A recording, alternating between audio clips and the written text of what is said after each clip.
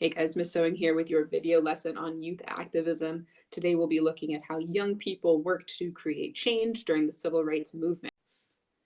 Today we're going to focus on three things in the video. We'll start off talking about desegregation of public schools and what happens when we take Black and white children that used to be separated into different schools and put them together.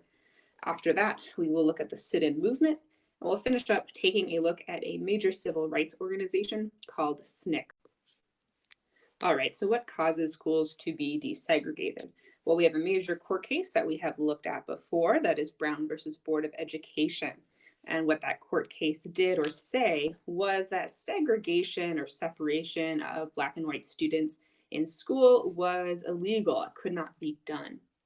And it's important to remember that this was a pretty messy process, that just because this court case was passed, doesn't mean everybody suddenly got along.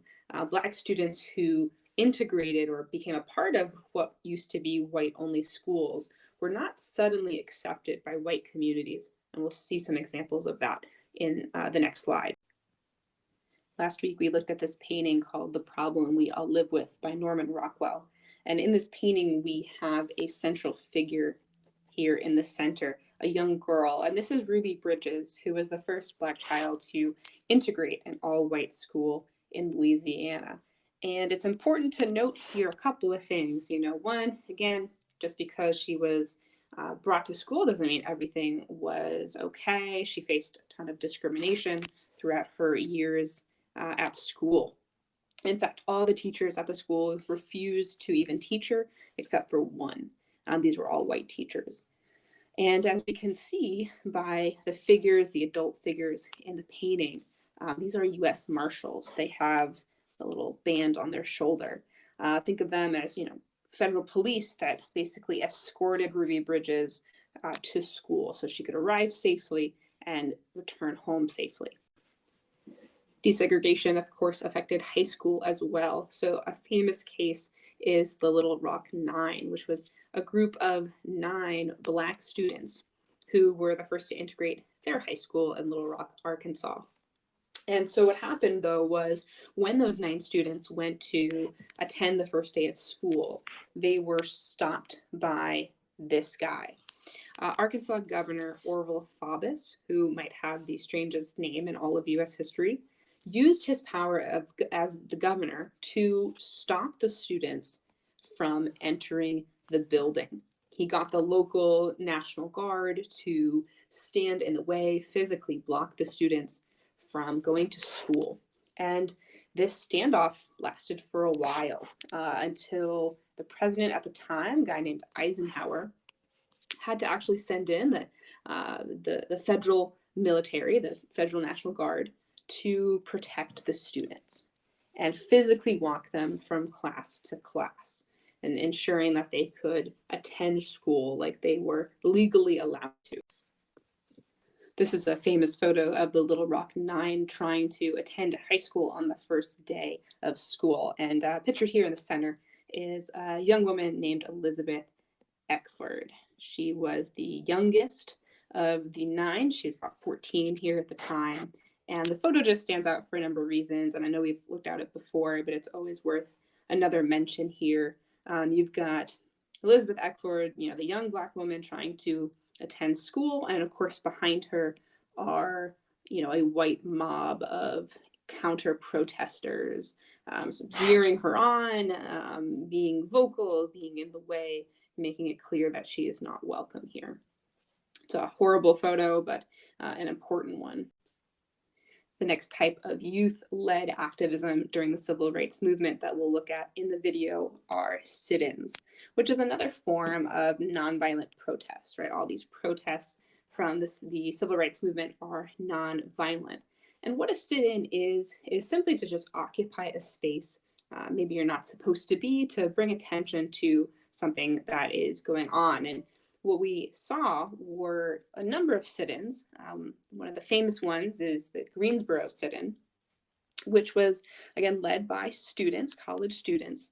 And the issue they were bringing attention to was segregation. And so what these students decided to do was just to simply sit and wait to be served at the lunch counters. We're looking at our sit-ins at a store called Woolworths, which I don't think is around any longer. But back in the 50s and 60s, this was a major department store, and they did not serve Black people. So the students, white and Black students, are sitting together at the lunch counter, simply waiting to be served. And while they're waiting, of course, they're not being left alone. We see a lot of bullying and harassment by the white people in the store.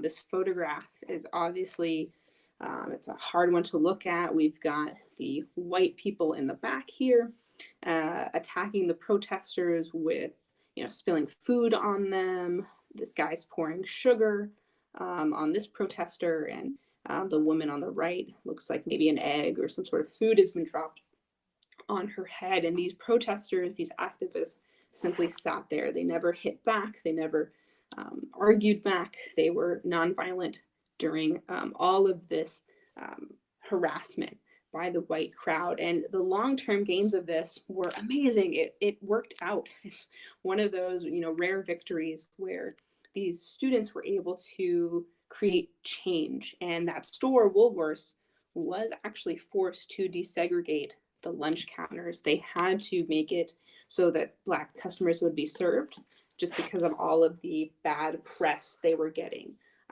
because of this movement. We are going to finish up today's video looking at the Student Nonviolent Coordinating Committee, also known as SNCC, pronounced how I'm writing it on the screen. SNCC was a group of student civil rights activists. These were college-age kids, and they did quite a lot. SNCC held a number of sit-ins after noticing how successful they were in other places in desegregating spaces like lunch counters and public transportation like the bus. They also focused their efforts to register Black people to vote in the South. This is a big part of what SNCC focused their time and their energy on, because as we know, just because people had the right to vote on paper doesn't mean that was actually done in practice, right? Because of literacy tests and poll taxes, there were a lot of barriers to Black people from actually being able to vote, and they focused their efforts on changing that. And finally, people from SNCC participated in freedom rides, and we will take a look at freedom rides in another part of our weekly assignment. But if you're not aware, this is where Black and white people would often travel on buses together, going across different states in the South, in order to see if those desegregation laws would actually be enforced. So basically, these people put their bodies on the line, they put their physical safety on the line to travel to the South, basically to see what happened. And unfortunately, many of them were met with physical violence from white mobs and KKK members and local police that would respond very violently to seeing Black and white people traveling together on a bus. So in this video, we looked at a number of examples of how young people were activists during the civil rights movement. And I want to take a minute to look at their impact and what they were able to achieve. So first off, these activists were very successful in calling attention to the violence.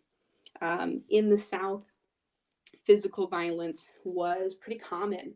And if people don't see what's going on, they're not going to try and change it. So they put their bodies on the line, they put their physical safety on the line to call attention to what was really happening.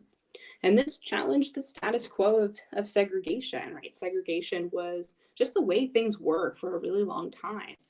And these activists were really able to point to this and say, yeah, this might be how we've done things, but is that right? Is that the way we should be doing things?